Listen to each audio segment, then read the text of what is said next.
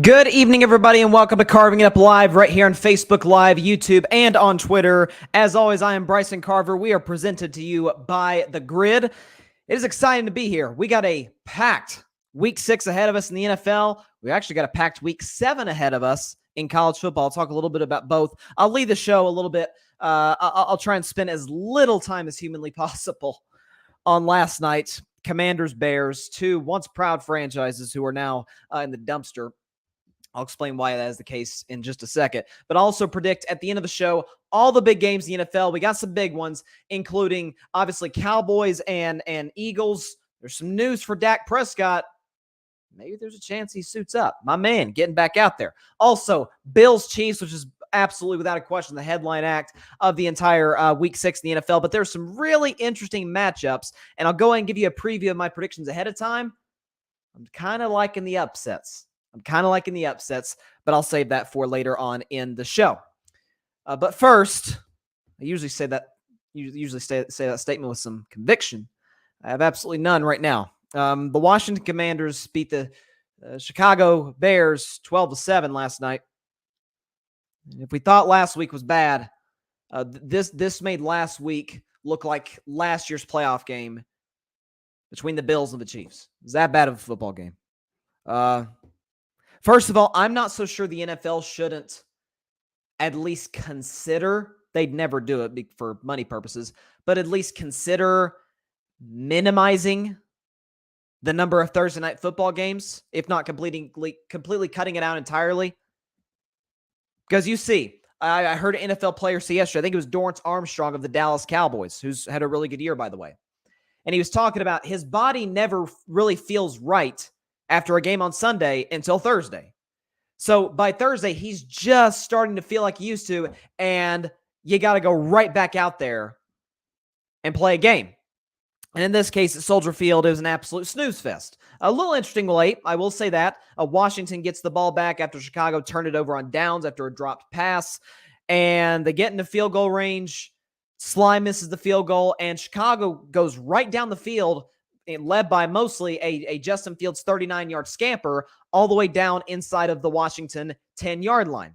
Of course, two dropped passes, tough catches. Both were tough catches, but absolutely catchable. Fell incomplete, and the Commanders survived by the skin of their teeth. Barry has a suggestion. Okay, I'm down for this. He said, I honestly believe they need to move it to Friday instead of Thursday. Well, it's an extra day of rest. And in that situation, even if you say, well, okay, if they play Thursday, they get that Friday off. Yeah, but what's the difference in getting 9 days off as opposed to 10 days off? Whereas 3 days off compared to 4 days, if it were a Friday night game, big difference. I heard Joe Burrow talking about that last week on a podcast. But if you look at the quarterbacks, neither played well whatsoever. Carson Wentz did not even throw for 100 yards. He threw for actually 99. He had a QBR of 22, a scale of 0 to 100. He had a QBR of 22. He had a passer rating of 66. Justin Fields wasn't a whole lot better. He threw for a $190, a touchdown, a pick. Had a QBR of 28 and a passer rating of 71, below average and way below average in QBR. So let me start on the Chicago side of things. Let's talk mostly about Justin Fields. So Justin Fields, you guys know I really liked him coming out of Ohio State in 2021. I said of the 5 quarterbacks, that's to this point certainly the best quarterback draft we've had in a few years. I said all 5 are not going to pan out. Anytime you have 4 or 5 great quarterback prospects, it never happens where all of them pan out. It never happens. But I said Trevor Lawrence has the greatest chance to be successful just because of his God-gifted, just incredible natural talent and obviously his work ethic and his football IQ. I loved Trevor Lawrence. Wasn't huge on Zach Wilson. He's looking pretty good as of late, so I'll reserve judgment until at least the end of the season, the beginning of next year, because I am seeing improvement from Zach Wilson. Okay, Trey Lance. Thus far, that's looked like my worst prediction. I said Trey Lance would have the best career. Thus far, he started, I think, 5 games and has yet to really pop in any of them, despite playing with a loaded 49ers offense. Justin Fields was one I was like, okay, I really like his talent, but I think it's going to depend a lot on where he ends up. He's in Chicago right now, sort of touch on that in a minute. And then Mac Jones, you knew, I didn't like at all. I said he had the lowest ceiling, and due to the fact that he was going to the New England Patriots, I thought he had the greatest chance outside of Zach Wilson to bust. And thus far, 2 years in, There's a chance he might get his job stolen by Bailey Zappi. But back to Justin Fields, what I'm looking at with him is this. Because I think I've always believed two things can be true. I mean, it's a crazy concept for some people out there, but it really is the case. Like what I talked about with Russell Westbrook. Yeah, he won MVP. The triple-doubles are impressive, but he's not a winning basketball player. Two things can be true. Same thing with Justin Fields. Two things can be true. Okay? Ryan Fitzpatrick, and Fitzpatrick caught a lot of flack on social media. Fitzpatrick is on the Amazon pregame and postgame show. He said Justin Fields is a one-read quarterback, which happens, by the way, happens with a lot of young QBs. But Justin Fields, if the first read isn't there, he takes off running. And that happens sometimes with a lot of guys who are athletically gifted. And that's why you've seen that's why to me the improvement of guys like Lamar Jackson has been outstanding. Like Lamar used to, especially his rookie year. First read's not there. I'm the best athlete on the field probably. I'm going to take off running. It's learning to trust yourself, to trust your receivers, to trust the playbook.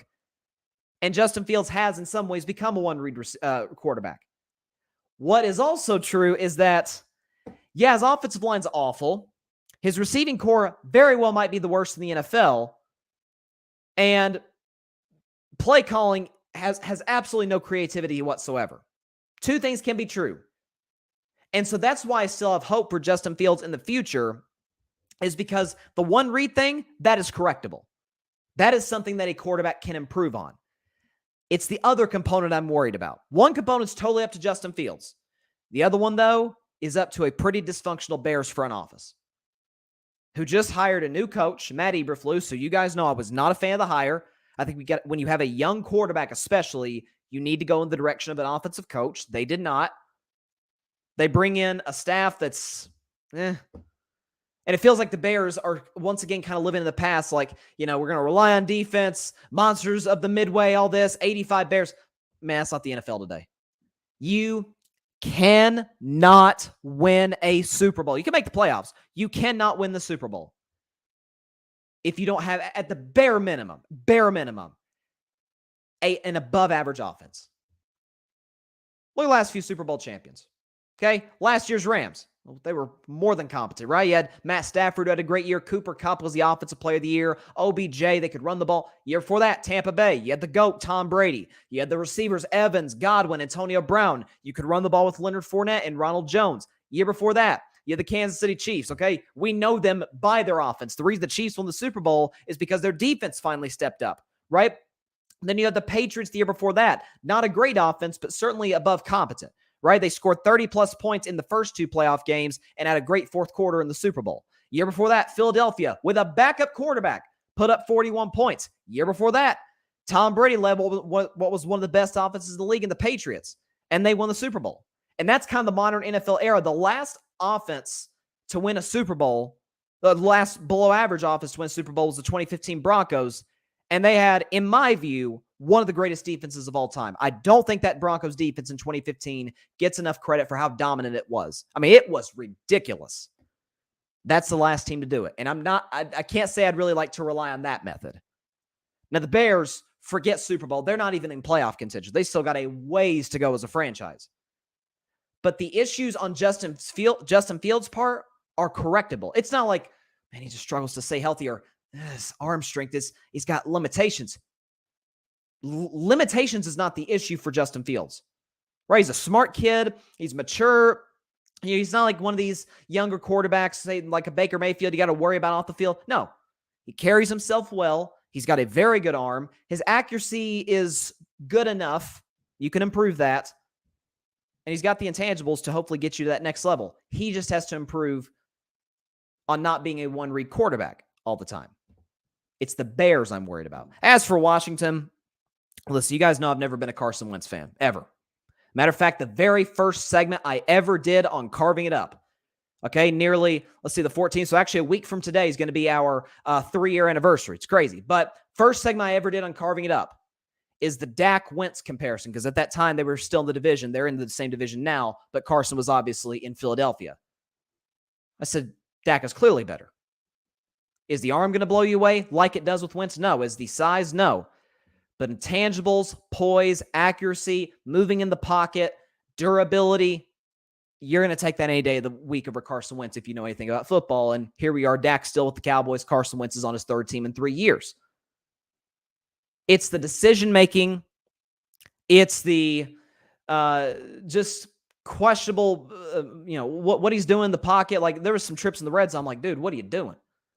Okay, now in Wentz's defense, you have an offensive line that is just as bad as Chicago's is. As a matter of fact, Wentz and Fields have been sacked more than any quarterback in the league. They're tied. Okay, you have a receiving unit that outside of Terry McLaurin is pretty bad.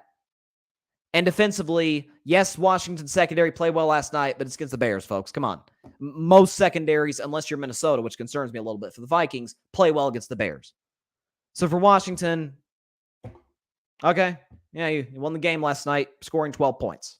I'm not, and your quarterback throwing for sub 100 yards. I mean, what do you want me to give you, a cookie?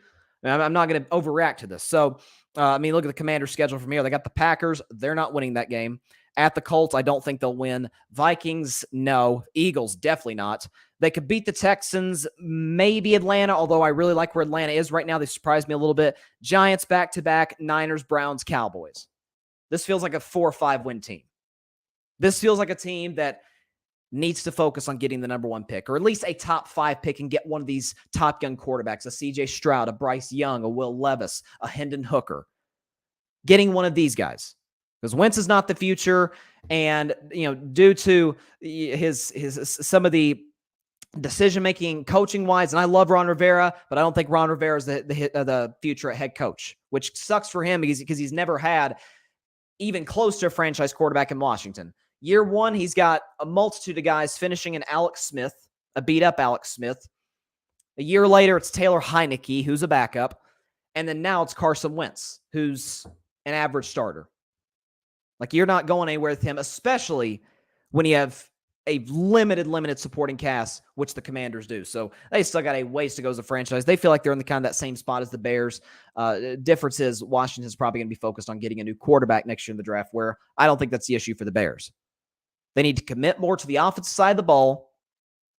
They need to, in my view, get an offensive head coach in there and move forward and see if you can develop Justin Fields into what you think he's capable of doing.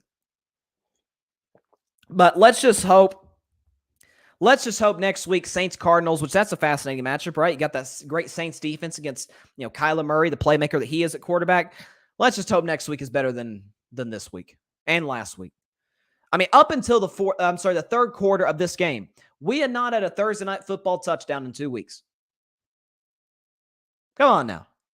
The only winner in this situation is the NFL due to ratings and Jeff Bezos due to this deal. So, man, this is not good. All right, so listen, man, we got some big time matchups in the NFL coming up this weekend, but also some big college football matchups. Let me touch on real quick some of the playoffs going on in baseball. Guardians, I watched that game today. Guardians beat the Yankees 4-2. I told y'all coming into the series, I picked Cleveland to win in 5 games for the very reason you saw today. The very reason you saw today in this game. Yankees are completely reliant on the home run ball. They can't get on base. Cleveland can. And their bullpen doesn't hold a candle to Cleveland's. The Cleveland Guardians bullpen, through 4 games in the postseason, have yet to give up a run. Think about that. 4 games in the postseason, 2 against the Rays, 2 against the Yankees. They have yet to give up a run. They get on base. They play baseball, in my view. I hate to sound like really old-timey. I'm 19. I guess I can't sound that old-timey. But focusing on just getting base, relying on pitching, that is the playoffs. By the way, the Guardians closed the season way better than the Yankees. They finished 24-6. Okay, they're now 3-1 the postseason. And I said at the end of the day, when it came down to it, Terry Francona versus Aaron Boone. I don't even think any of us even argue about that for a second. Okay, Aaron Judge went 0 for 5 today. After the Giancarlo Stanton run in the first, that was all she wrote offensively for the Yankees. That was it. So great win by the Guardians. I can't believe I'm finding myself rooting for Cleveland, but because you guys know I can't stand Cleveland sports or their fans, but I will always root for a Cleveland team, whether it's back in the day, whether it was the old Cleveland team name, now the Guardians, give me those guys over the Yankees, okay? They got the Phillies up 6-0 on the Braves, barring a pretty miraculous comeback by Atlanta. It looks like Philadelphia might be about to be a win away from the NLCS, which is, it's crazy. This is why I love the postseason, because you got 3 NL East teams make the playoffs: Braves, Mets, Phillies. And the closest one thus far to reaching the NLCS is not the Mets, who got knocked out in the wild card. It's not the Braves, who are probably about to trail 2-1. It's the 6th seed Phillies. But listen, relying on their pitching, the bullpen's been excellent. Timely hits. Rhys Hoskins, early in the game, the 3rd inning, hit a 3-run shot into left, and it wasn't a bat flip. It was an angry Gronk spike. Rhys Hoskins spiked the bat. It was awesome. It was epic. It was still not as good as Jose Bautista. That's still my favorite bat celebration that I've ever seen in the playoffs, but it's up there. And Dodgers and Padres, by the way, play tonight. First pitch a little after 8:30 Eastern in San Diego, or 5:30 Eastern in San Diego, 8:30 if you're here on the East Coast. But college football as well. This is, without a question, it's not even a debate, the biggest college football weekend of the season. Okay, you got Penn State, Michigan, 10th ranked Penn State, 5th ranked Michigan, playing at noon tomorrow on Fox. Michigan is a 7-point favorite. I'm probably going to go with the Wolverines to win that one, but close. They've been in some dogfights in the last few games. Okay, you've got Oklahoma State, TCU, 8th ranked Oklahoma State, 13th ranked TCU. Both of those teams also undefeated. TCU is a 4-point favorite. I'm probably going to go with TCU to win this one by a field goal. I do not think they cover. Okay, you've got Mississippi State, Kentucky. That's an interesting one. The SEC Bulldogs are favored -3.5. I'll probably go with Kentucky. I think they get Will Levis back. And then USC, Utah tomorrow night at 8 Eastern on Fox. Utah is a 3.5-point favorite. I will take USC. I'll take USC to get the upset and win by 4. Of course, the granddaddy of them all, though, it's the 3rd Saturday in October. It's the Tennessee Volunteers. My Tennessee Volunteers, who I'm, of course, repping today, hosting the big bad Alabama Crimson Tide. I'm going to predict that at the end of the show after I do my NFL predictions. I'll leave it at that. Okay, I'm going to predict that game at the end of the show. But we got NFL predictions, so let's get right into it. We're going to start with our first game being, there we go. The San Francisco 49ers taking on the Atlanta Falcons. Now, before I predict that game, let me go ahead and show my Week 5 record. Last week, went 10-6, improved on back-to-back 9-7 records. So my overall record, if you include last night's game, which I picked Chicago to win, I am 45-35-1. So hopefully, trying to improve on that as we go along. But we got an NFC matchup between the San Francisco 49ers and the Atlanta Falcons. Niners are a 5-point favorite in this one on the road in Atlanta. And this is an interesting one, okay? Because the Falcons are sitting there at 2-3. We saw how close they came to beating Tampa last week, and that's the thing for the Falcons. Most of their losses have been close, so being able to hang in some of these games, I think Arthur Smith's done a good job with a limited quarterback in Marcus Mariota. We know about the weapons they have. Drake London. It looks like Kyle Pitts, I read today, is questionable, so we'll see if he's able to go. He's going to be a big component, especially against what's the best defensive football to me, the San Francisco 49ers. Okay, we know Atlanta can run the ball pretty effectively. The offensive line has been better than expected. It's been the defense that's been their biggest problem. And going against the 49ers offense where Jimmy Garoppolo, I'm not a big Jimmy G fan, but he is playing well. He's playing mistake-free football, running the football well with their backs, with a beat-up offensive line, missing Trent Williams. Thus far, you can't tell. As great as Trent Williams is, best left tackle in football, this Niners offensive line is more than holding their own. Deebo Samuel's having an excellent year. Will George Kittle play? That's kind of up in the air. But Juwan Jennings doing a good job. Ayuk. So this feels like a game that San Francisco does cover, but I think it's barely. I will take the 49ers to win this game 27-21 over the Atlanta Falcons. Right off the bat, we're going to go to Bryson's Bleak Bet. The new segment I'm debuted this season. It's the one pick a year that I have absolutely no confidence in whatsoever. We all love those games, right? And it's this week. This week's edition, Bryce's Bleak Bets. The New England Patriots taking on the Cleveland Browns. Cleveland in this game is favored -2.5. This very well could be the worst game of Week 6 in what is a great Week 6. But you've got the Patriots in a situation where Mac Jones is questionable to play with that ankle injury. If he's not able to go, it will be Bailey Zappi for effectively a third straight week. It'll be a second start, but obviously he came in relief early for a concussed Brian Hoyer against the Packers. Whereas you got the Browns coming into town, coming off a loss against the Chargers, in which they weren't able to hit a game-winning field goal at home. Both teams sitting at 2-3. Both teams really, really desperate for a win to stay in that playoff picture. Cleveland just trying to keep things afloat for long enough to where Deshaun Watson comes back later in the year, although there's another accusation for Deshaun, so this dude can't stay out of trouble. But be that as it may, they're hoping Deshaun's able to come back after the 11-game suspension is up and them still be in playoff contention. As for New England, okay, they shredded the Detroit Lions defense last week, albeit the Lions are the worst scoring defense in the NFL, so that isn't saying a whole lot. But then again, this is a Patriots team that is bare. It's a bare cupboard at that wide receiver position, okay? So doing what they did to the Lions last week, I'll give them kudos. But this is a big week for Cleveland because they're missing Denzel Ward. Denzel Ward is out, so to me, that decides it. I don't feel confident whatsoever in this pick. I'm going to take the Patriots to get the upset and win 24-17. I think they will run the ball effectively against Cleveland, get a win on the road against the Browns, and get to 3-3. Patriots will win this game 24-17. That is Bryson's Bleak bet. Whether it's Bailey Zappi, Mac Jones, I think they'll probably go with Zappi. Make sure Mac Jones is right. Ankle injuries are not something you want to mess with, so I'll take the Patriots to win. Moving right now to our upset of the week. My upset of the week, give me the Jets. Jets over the Green Bay Packers 26-22 at Lambeau Field, and here is why. You got 3-2 teams right there. Vegas is watching a different team than I am.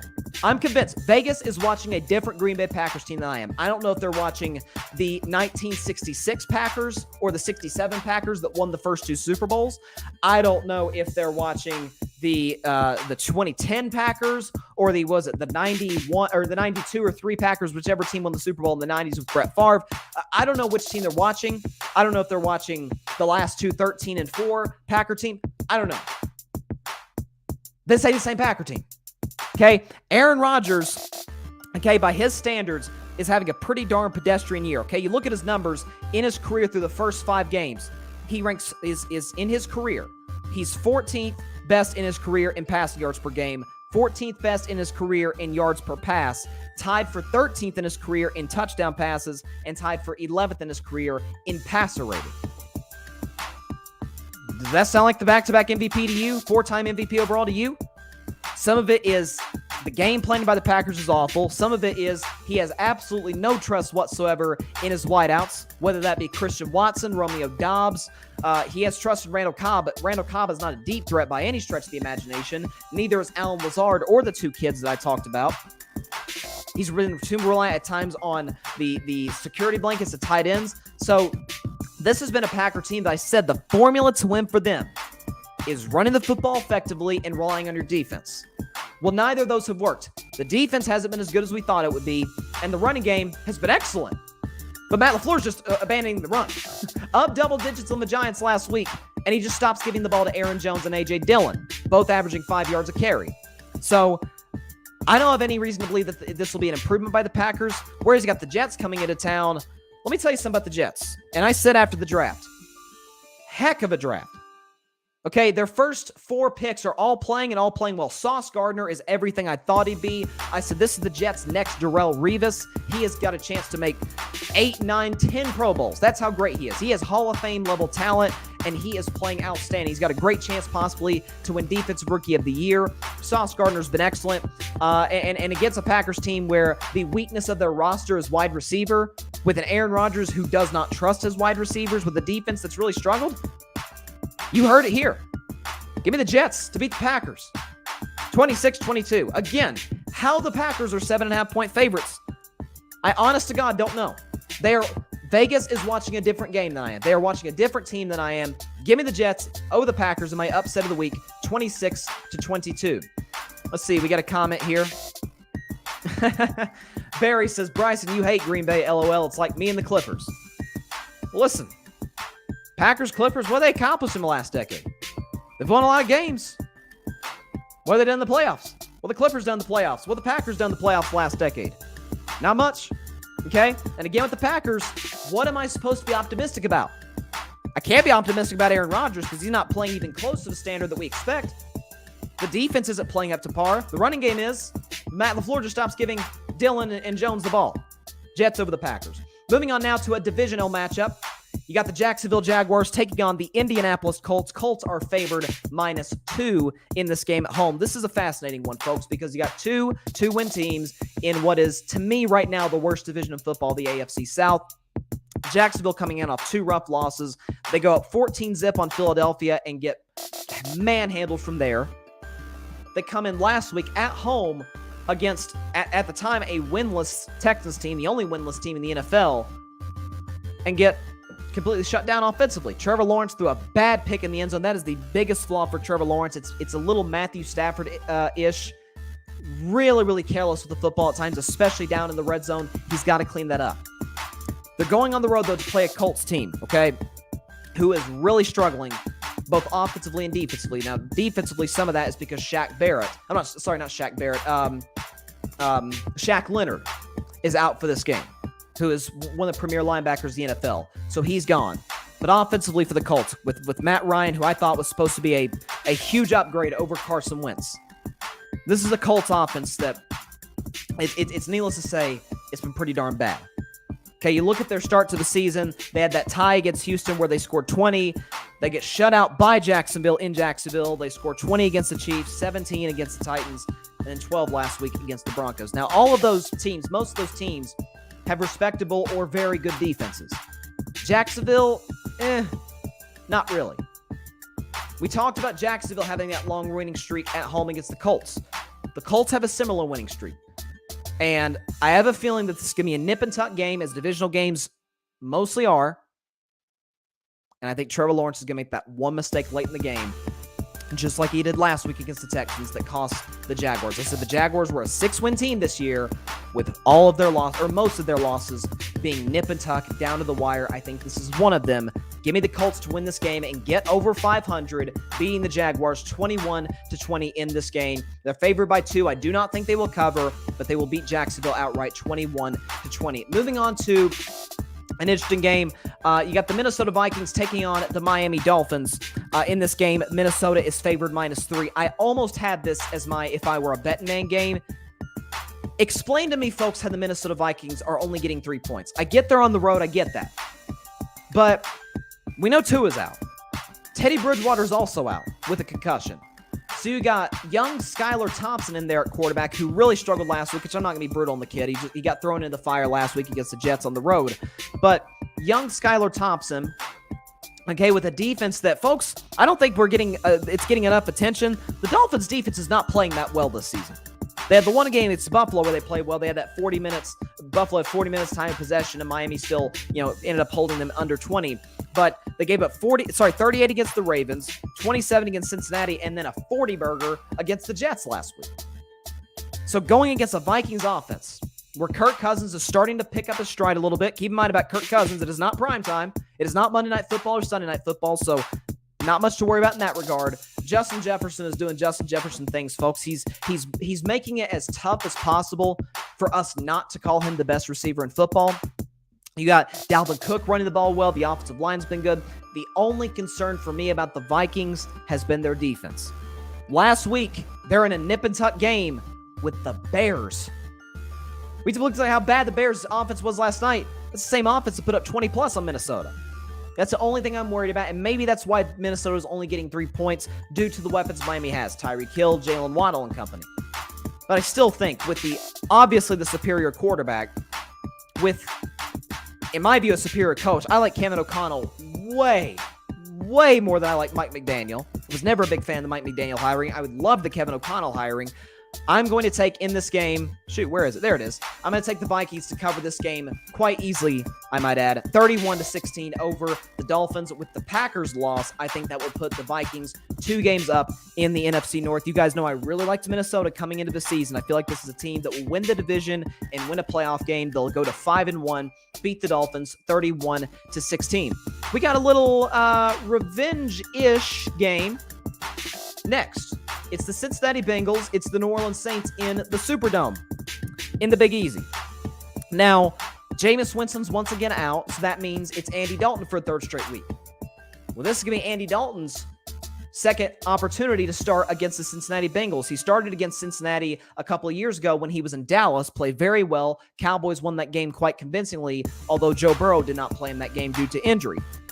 So now you got this game in the Superdome. Both teams are sitting there at 2-3. The Saints offense had its awakening last week against the Seattle Seahawks, scoring 39 points. Cincinnati only scoring 17 in a loss against the Baltimore Ravens.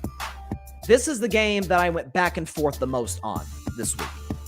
Because on one hand, I'm like, Saints defense is excellent. They had a bad game last week against Seattle, but all in all, the pass versus secondary, they're outstanding. Going against a Cincinnati offense that's really struggling. The offensive line still cannot protect Joe Burrow. What's new? Jamar Chase is really struggling to separate right now, which I did not see coming. They're dealing with injuries to T. Higgins and company. They're running the football not as well as they did in the postseason last year. And on the other hand, I'm like, it's Joe Burrow versus Andy Dalton. That's what made the decision for me. Give me the Bengals to win this game over the Saints, who are favored -2. I'm sorry, the Bengals to win this game. Bengals are favored -2.5. They'll win barely. They'll cover barely over the Saints 24-21. I feel like this is a game that comes down to a game-winning drive midway through the fourth quarter for the Bengals. They'll come away. This is maybe Joe Burrow and Jamar Chase's breakout game this season, as it looks like they're not quite on the same page thus far in 2022, the same way they were last year when they made the Super Bowl. Bengals win this game, get back to 500, 24-21 over the New Orleans Saints. Moving on to the Baltimore Ravens taking on the New York Giants. Who'd have ever thought the Giants would be sitting there at 4-1? But under the coach who thus far through the first month of the season is absolutely the coach of the year, Brian Daboll, behind Saquon Barkley, who is the NFL leader in scrimmage yards, he's back. He looks excellent. Running the ball, they've run some Wildcats with him, some Wildcat packages, especially down inside the 5-yard line. He's been great in those. This is what I'm looking at. So Baltimore, big win last week at home against the Cincinnati Bengals. Lamar Jackson, up and down game, but came up clutch in the fourth quarter on that last drive. Against a Giants defense led by who? Wink Martindale. Wink Martindale was the defensive coordinator for the Ravens, from 2018 to 2021. And so you had that sort of like a revenge style game. So he knows Lamar Jackson. Lamar Jackson knows him. They, faced a lot against each other at practice. What I think it comes down to is two weaknesses. Ravens secondary is their weakness. One game against Cincinnati doesn't fix everything, folks. The Ravens secondary is their weakness. The Giants wide receiving unit is their weakness. That is obviously along with Daniel Jones. So this feels like a sort of back and forth type game. Again, I think Brian Daboll, with his outstanding situational awareness, keeps them in it for a while. But this Lamar Jackson we're talking about, this to me is still, if he's not the front runner, he's still the top 3 in my view for MVP. Give me Lamar Jackson. Give me that man who's going to get his money next offseason. Give me the Ravens to beat the Giants 28-24 in a really good game. One of the better 1 o'clock window games. Could come down to the last minutes, but I'll take the Ravens to beat the Giants 28-24. Moving on to the Tampa Bay Buccaneers taking on the Pittsburgh Steelers. And you want to talk about mismatch. So first of all, Tampa Bay on the road is favored -9.5. So needless to say, Vegas loves Tampa Bay, and they should. This is easily and without question the worst matchup in the NFL this season, this week, in terms of strengths and weaknesses. Where's Tampa Bay's strengths offensively? It's wide receiver. It's Mike Evans, Chris Godwin. If Julio Jones is healthy, we know what Julio Jones can still bring to the table, even at this stage of his career. Cameron Brate, that can run the ball with Leonard Fournette. As for Pittsburgh, they are missing not 1, not 2, but 3 corners and Minkah Fitzpatrick. Not to mention TJ Watt has obviously been out since week 2. So you're missing 5 defensive starters. Offensively also, you're missing Pat Freiermuth, who you guys know I really like. Where you got Kenny Pickett thrown into the fire against that top 5 Tampa Bay Bucs defense. I may do cartwheels on the show if the Steelers win. I may do the show I may get a Pittsburgh Steelers jersey. I don't know. Pittsburgh's not winning this game. There is no chance of them winning this game. That's why I have the Buccaneers winning convincingly 38-12. You heard that right. 38-12 over the Pittsburgh Steelers. I think this game is over at halftime. Again, when you want to talk strength on weakness, wide receiver on defensive backs for the Bucs and the Steelers, this game feels like it could get out of hand very quickly. Give me the Bucs over the Steelers. I think this could get very ugly quickly at Acrisure Stadium. Should still be Heinz Field. All right, moving on now to the afternoon window. You got the Carolina Panthers taking on the defending Super Bowl champion Los Angeles Rams. Rams, who'd have thought they'd be sitting there at 2-3 this season? But you have a multitude of issues. You have the fact that they can't run the football well. Cam Akers is away from the team due to personal reasons, and he struggled to hang on onto the football. Okay, Matthew Stafford has completely become a one-read quarterback. We criticize Justin Fields for that. Matt Stafford's done a little bit of the same. Okay, so if number 10's not open, Cooper Kupp's not open, it's bust. Especially with that offensive line that he's playing in front of, where it's third-string center. Last year, the second-string left tackle. I mean, this is a little bit of a makeshift offensive line in some ways for the Los Angeles Rams, and they're struggling. But it's not like it's going much better for the Carolina Panthers, who are 10-point underdogs in this game at SoFi Stadium. Because the Panthers are sitting there with their coach just fired, Matt Rule, with Baker Mayfield out, P.J. Walker in, although it's not like we wish Baker obviously the best in his recovery from that ankle injury, but it's not like Baker was giving him a whole lot. As a matter of fact, he had the worst QBR in the league. You got P.J. Walker sitting in there, who coming into training camp was the third string behind Baker and Sam Darnold. You have a situation where a lot of times when a coach gets fired, usually it comes after kind of an ugly loss, which the Panthers did last week. Did suffer an ugly loss to San Francisco. A lot of times you see, just for 1 week, that team play with a little bit more mojo and energy. It happens. So to come to this game 10-point dogs, Rams aren't playing well. I am going to take the Rams to cover, but by exactly 10. I think this is actually an interesting game to watch. This could be a little bit, if you're going to bet the Carolina Panthers, do so at your own risk. But if you do, man, you could win some serious money. But that said, I will take the Rams to beat Carolina 27-17, because at the end of the day, as much as I don't trust Matthew Stafford in the slightest, I'm going to certainly trust him a lot more than I'm going to trust P.J. Walker. So I think the Rams win this game, get back on track. Just like the team they played in the Super Bowl, the Bengals, I think the Rams will get to 3-3, get back to 500, and win this one 27-17. Moving on to a divisional matchup, Arizona Cardinals, Seattle Seahawks. Arizona, a 2.5-point road favorite in Seattle. Now, we know about the Seahawks offense. It seems like they actually got better with the departure of Russell Wilson, which I would have laughed at you if you had said that before the season started. But here I am a week ago, I'd eat crow, and I completely sold my stock in the Denver Broncos and Russell Wilson as well. This Seahawks offense looks really good. DK Metcalf is playing well. Tyler Lockett's getting open. The big blow, though, for the Seattle Seahawks, Rashad Penny, gone for the year. It's a huge, huge blow to Seattle the way he was playing. But Geno Smith is playing like a top 10 quarterback. He's not that, obviously, but he's playing like one thus far through the first part of this season. The big issue, though, which I worried about coming into the year, is the Seahawks defense, which has been pretty much atrocious. Back-to-back weeks, they've given up 38-plus points. They give up 40, they've given up, 39-plus points. 45 to the Detroit Lions last week, 39 against the New Orleans Saints. Just because you're playing on the road don't mean you got to give up 40 points every single game. You have a situation where Arizona comes in. Here's something that maybe y'all didn't know. Kyler Murray has kind of struggled in Seattle. If you look at his career numbers on the road in Seattle, they're not great. A Seahawks defense has struggled, but an Arizona offense that hasn't been much better outside of Kyler at times and Hollywood Brown. So, DeAndre Hopkins, this is his last game out. He's going to be itching to come back. Kyler Murray's going to be itching for him to come back. Situationally, I think in divisional games, it comes down to that. And if it's Pete Carroll, Cliff Kingsbury, I'm going to roll with Pete Carroll. I think this is a close game. I do not think I'm going to take Seahawks plus 2.5. I'm going to take the Seahawks to win outright 30-28 over the Arizona Cardinals. It'll be yet another game of Seattle scoring at 30 or more points. Give me the Seahawks to beat the Cardinals 30-28. And now the game that we have all been talking about, that all the pundits have discussed, who the best quarterback is, who the best team is, who the favorite is to come out of this particular conference. It is the rematch of the game of the year from last season. The 4-1 Buffalo Bills, the 4-1 Kansas City Chiefs, Arrowhead Stadium, Nance and Romo on the call, CBS. It's a big one. This is the game that we all circled when the schedule came out. Week 6, October 16th, Bills, Chiefs. We got to watch it. Allen Mahomes once again.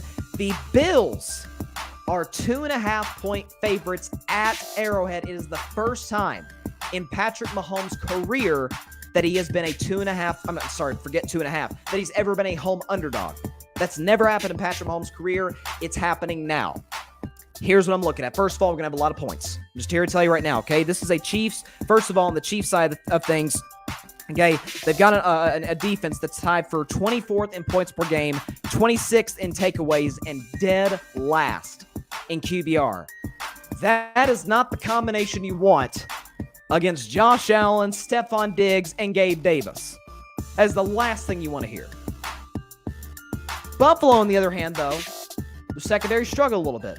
And the thing for the Buffalo Bills, which I will give them credit for this, they have never played down to the competition. The teams that they have beaten outside of Baltimore, they have beaten badly. Rams, Titans, last week against Pittsburgh. The teams they've beaten, they've smoked.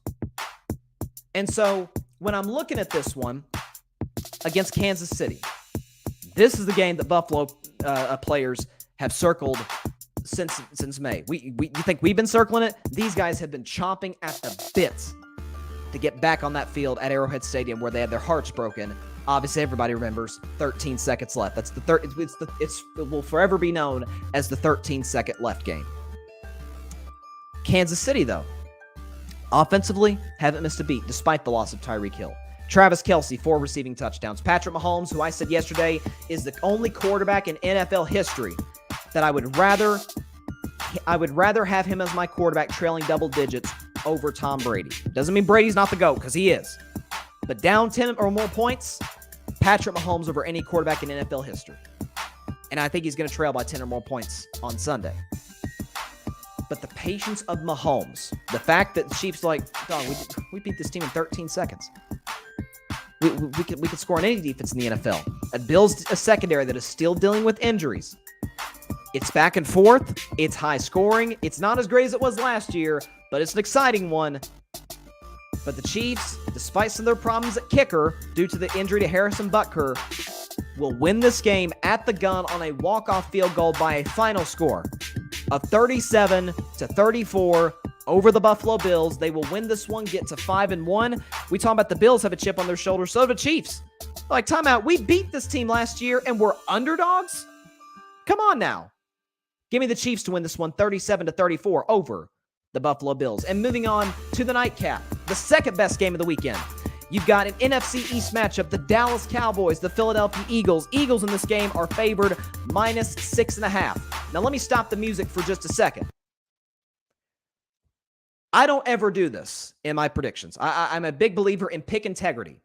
Okay, because I picked the Broncos to win the Super Bowl this year. It's the dumbest pick I've ever made on the show. But I'm not going to move off of it, not because I believe the Broncos are going to do it, not because I have any faith they're going to do it, but because that's what I picked before the season. That's what I picked. Like, I got to stick with it.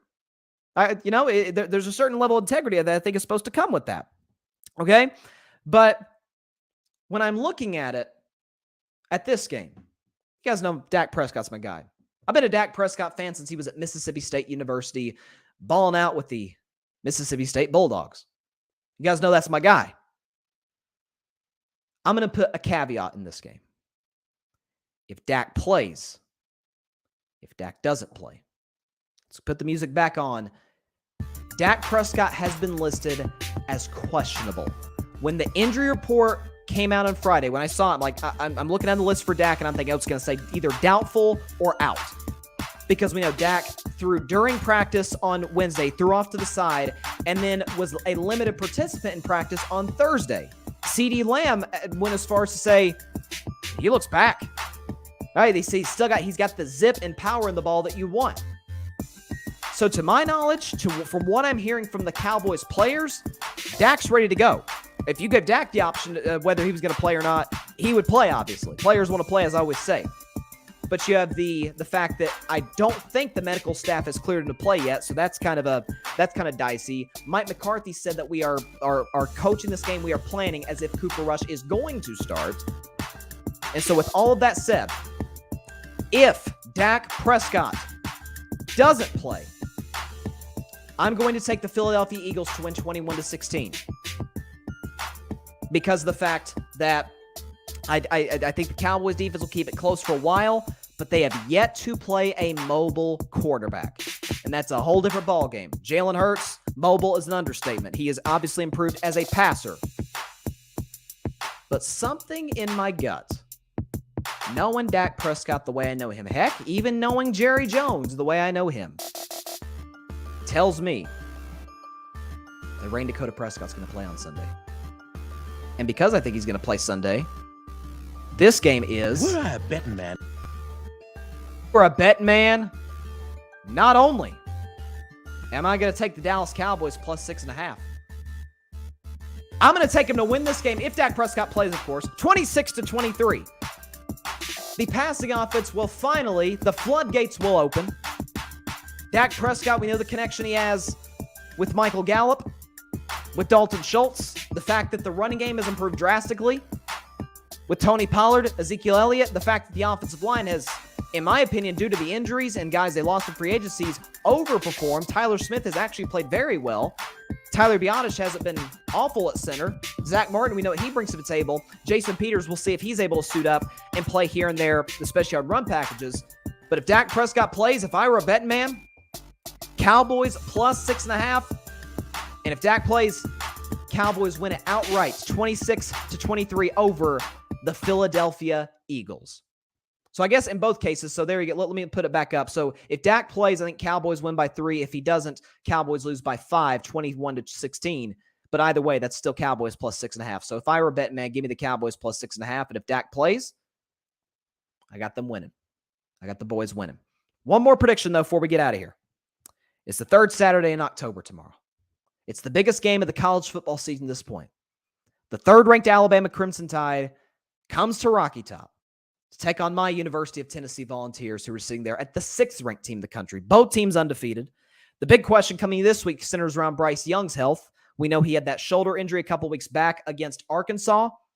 He did not play last week in what was a nail-biter against Texas A&M. Jalen Milroe came in, didn't look all that great. His timing was a little off. Bama relied heavily on the running game with Gibbs, who, in my opinion, is top 5 for Heisman, the way he's playing. Here's the thing, though, for Tennessee.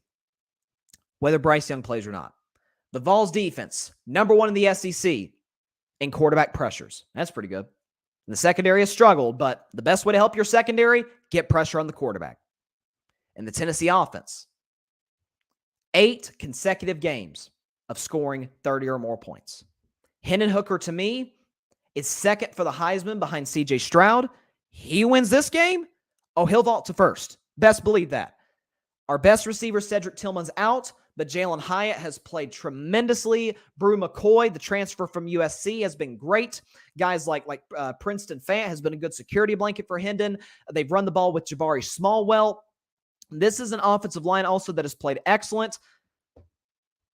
You know who I got? Give me the Tennessee Volunteers to beat Alabama 38-35. How on God's green earth Alabama's favored -9 is unknown to me. And if you look at the reports, everybody who's putting their bets in is putting in Tennessee +9. Yeah, you think? You think? Yeah, that's the most obvious bet of the weekend in sports. And by the way, we got a great weekend in sports. But if Tennessee wins on Saturday, which I believe they will, once again, 38-35, I'm act a fool on Monday's show. You guys thought I celebrated when my Warriors won the NBA championship 4 months ago. By the way, 4 months ago to the day on Sunday. We're going to have a celebration on Monday if we beat Alabama. So stay tuned for that. Until then, that is all the time we have for today's show. Appreciate everybody stopping by as always. Be sure to catch Carving It Up Live on Monday, as always, at 6 p.m. Eastern, 3 p.m. Pacific time, Facebook Live, YouTube, Twitter. Also, be sure to like, share, comment, and subscribe to the YouTube channel. It helps the channel grow exponentially. Carving Up Podcast. Subscribe to the Grid Network, where every Carving It Up Live full show, as well as clips that I upload on YouTube from the show, is uploaded. So subscribe to the Grid Network. And yeah, that's about all we got. A great football weekend, some great playoff baseball going on right now and the rest of the weekend. So going to have a lot, and I mean a lot to discuss on Monday's show. And if my Vols pull it off, which I think we will against Alabama, I'm going to act a fool on Monday's show. I'm just going to tell you that right now. So hope everybody has a great weekend. Please continue to stay safe out there. God bless you all. Peace out. Love you, Mom. You're the best. Thanks so much for watching the show on YouTube. Be sure to click that big red subscribe button and go check out the other clips and full shows of Carving It Up Live. Have a blessed day.